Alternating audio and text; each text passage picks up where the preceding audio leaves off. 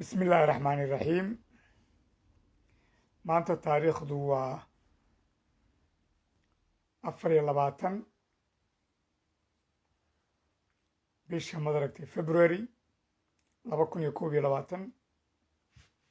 waxaana baaqanii soo diraya walaalkiin saaxiibkiin Suldaan Cabdalla Dabarkaale Axmed magaalada London. waa baaq kooban oo aan doonayo inaan ogeysiyo ummadda reer Jabuuti, gaar ahaan ummadda Canfureed dhammaantoodba, Jabuuti, Ethiopia iyo Eritrea. iyo waxaan doonayaa inaan baaqaas oo si gaaran iyakan u ogeysiyo ummadda Soomaaliyeed ee Ciise.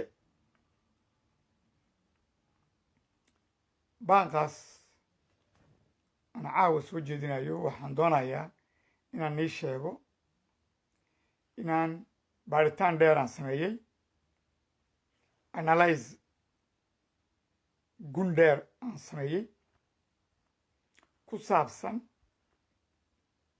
saabsan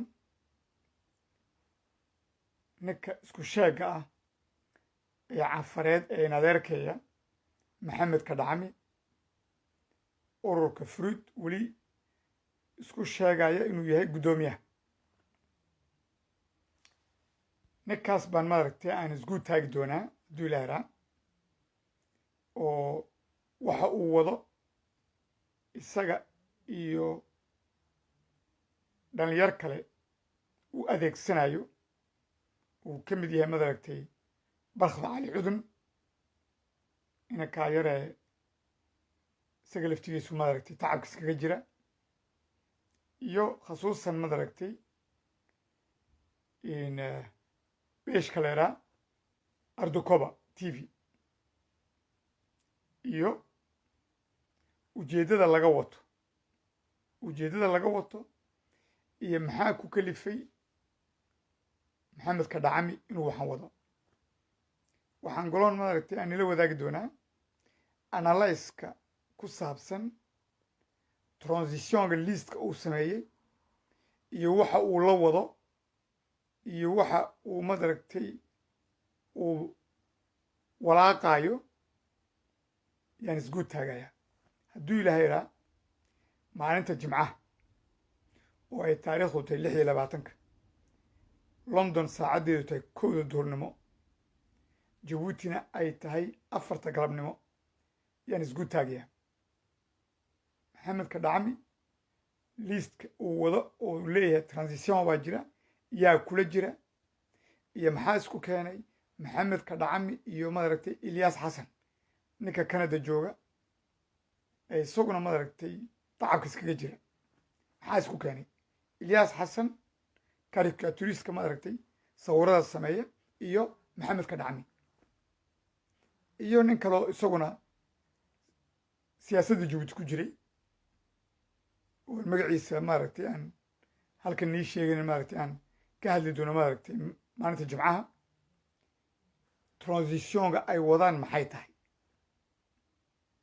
yaa ku jira transitionga waa aya ragga ka dambeeya ilaa iyo halkee baa laysla wadaa ismaaciil cumar geelle iyo maxamed kadhacmi iyo gruupkan transitionga magacooda lasoo samaynayo uu kadhacmina ku dhawaaqu yidhi liist baan soo wadaa oo transition ragga samaynaya ee xukunka jabuuti loo wareegaya yaan soo bandhigayaa taa baan doonaya maaragta inaan nila wadaago hadduu ilaaraa maalinta jimcaha ha moogaanina siina sheergareeya iyo waxaan isku taagi doonaa jabhadda fruudka uu sheeganayo ee dagaalka ka wada jabuuti iyo ujeeddada laga wato iyo been abuurka la wado iyo qorshaha hadalladaas ee raggaas ku dhawaaqayaan iyo koo jooga dalka etoobiya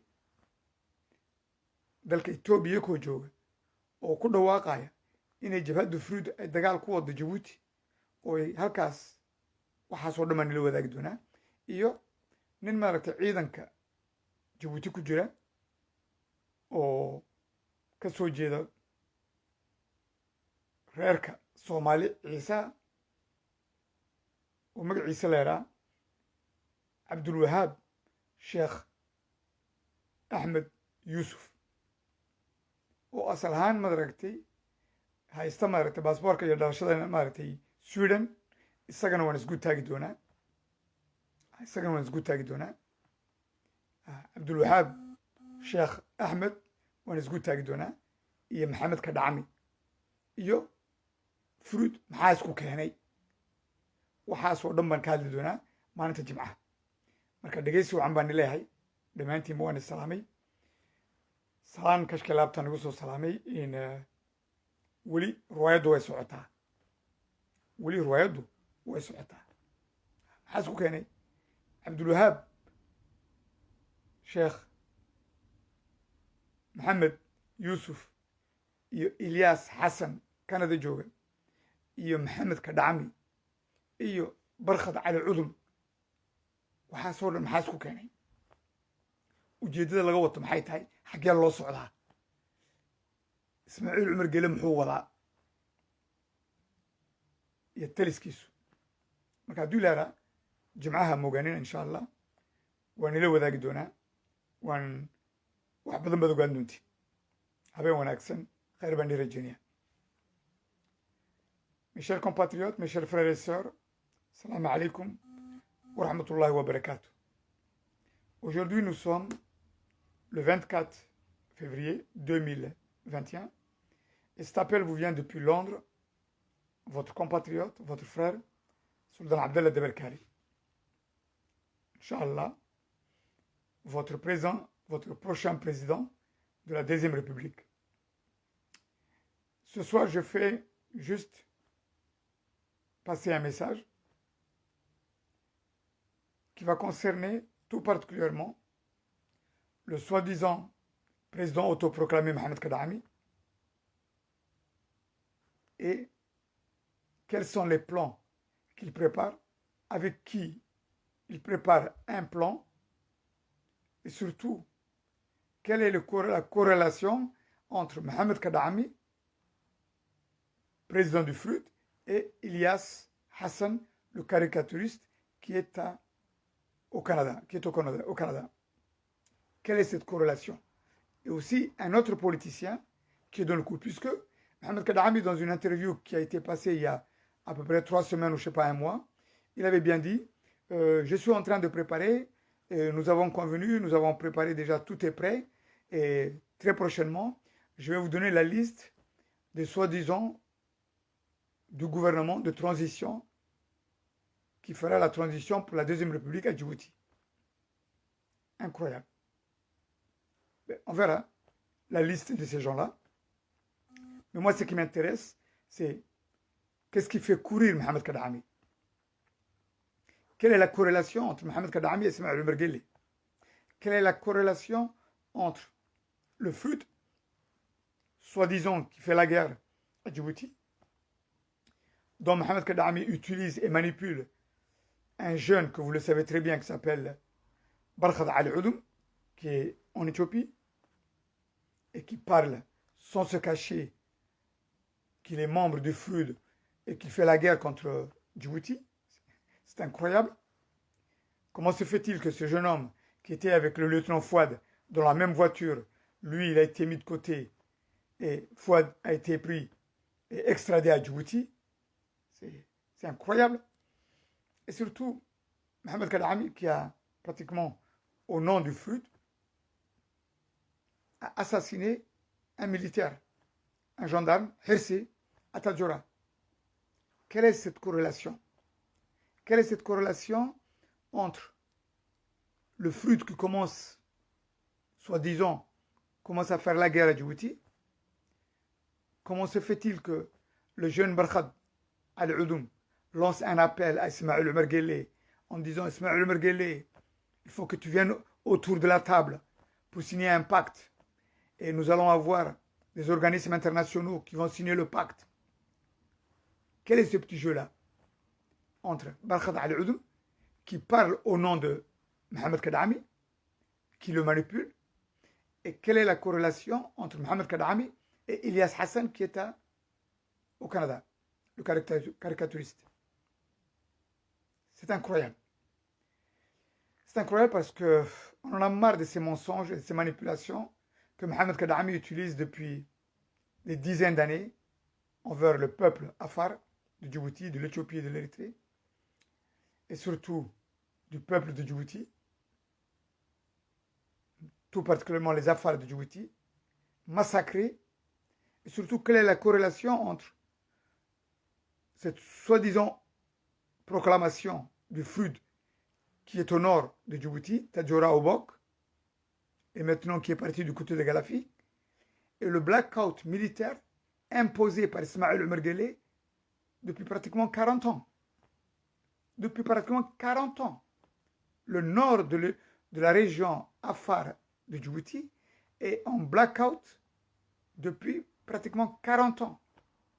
Et à chaque fois qu'il y a des organismes, des Nations Unies ou autres, ou à chaque fois qu'il y a des investisseurs qui sont intéressés à investir dans le nord, la réponse d'Ismaël Omar Guelleh est: ah non, le nord c'est pas possible parce qu'il y a Mohamed Kadhami et le FUD qui sont là-bas et qui sont très dangereux.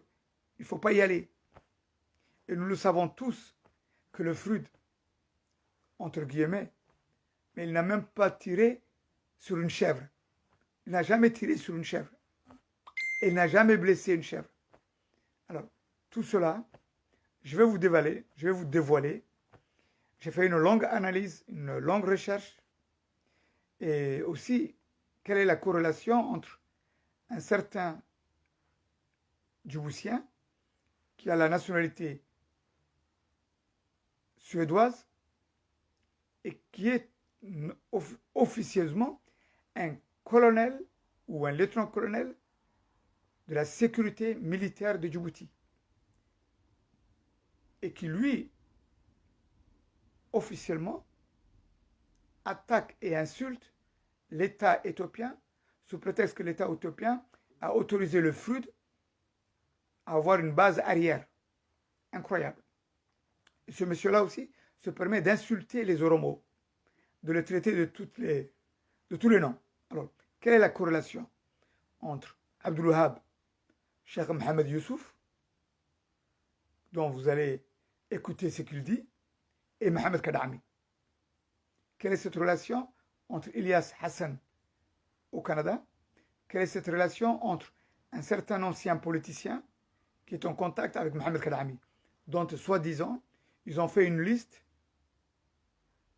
de personnalités ou de, soi-disant, activistes qui vont prendre le pouvoir à Djibouti et qui vont négocier avec Ismaël Omar Guelleh. Eh oui, qui dit transition dit négociation avec Ismaël Omar Guelleh. Quelle est cette corrélation? Alors tout cela, je vais vous en parler, Inch'Allah, vendredi prochain, après-demain, Inch'Allah, le 26. Le 26, ce vendredi qui vient, à 13h Londres, ce qui fera à Djibouti, il sera 16h de l'après-midi, et en Europe, il sera 14h. Venez nombreux, écoutez l'analyse que je vais vous donner, et surtout les informations que je vais vous communiquer concernant quelle est cette idée et qu'est-ce qu'il y a derrière. Oui, pourquoi Mohamed Kadami se bat dans tous les sens pour créer soi-disant une liste avec qui, on le saura, et je vais en discuter en long et en large avec vous, vendredi, Inch'Allah. Vendredi, vous allez apprendre beaucoup de choses encore sur Mohamed Kadami, et je pense que c'est sa dernière carte, parce que il a trop fait souffrir le peuple de Djibouti, tout particulièrement le peuple afar. Et dans ce contexte-là, moi tout particulièrement, activiste de longue date, qui connaît très bien Mohamed Kadami depuis pratiquement 40 ans, je le connais très bien l'homme, et je n'ai aucun problème personnel, aucune haine quelconque. Mais j'ai dit, ça suffit. Mohamed Kadami, ça suffit. Tu as fait trop de mal, le FLUD a fait trop de mal au peuple afar de Djibouti, de l'Éthiopie, de l'Érythrée, y compris le peuple de Djibouti. Le FLUD a trahi, le FLUD a assassiné, nous le savons tout ça. Alors, Inch'Allah, vendredi, je vais encore parler une fois de plus de Mohamed Kadami et de ses plans diaboliques avec Ismaël Omar Guelleh et qu'est-ce qu'il cogite. Mais ça ne passera pas. Si avant, certaines choses ont passé, FLUD 1, FLUD 2, FLUD 3, le FLUD 4, il ne passera pas. Parce qu'il y a Sultan Abdallah de Berkali qui est là, il y a Fathi Boukao qui est là, et il y a aussi d'autres activistes qui sont là et qui ne vont pas laisser passer ces crimes et ces manipulations à vouloir une fois de plus terroriser le peuple du Nord, Tadjoura et Obok et Dikil. On en a ras-le-bol. Ça ne peut plus continuer, ça ne peut plus durer. Alors, je vous dis, rendez-vous vendredi, Inch'Allah, ce vendredi, le 26 février, à 13h Londres, ce qui fera 16h à Djibouti, et en Europe, il sera 14h. Wassalamu alaikum wa rahmatullahi wa barakatuh. Merci infiniment, et surtout particulièrement, invitez nos amis Oromo, c'est très important. Invitez aussi nos amis Oromo. Bonne soirée, et je vous dis à vendredi, Inch'Allah. Salam alaikum. Partagez au maximum, c'est très important.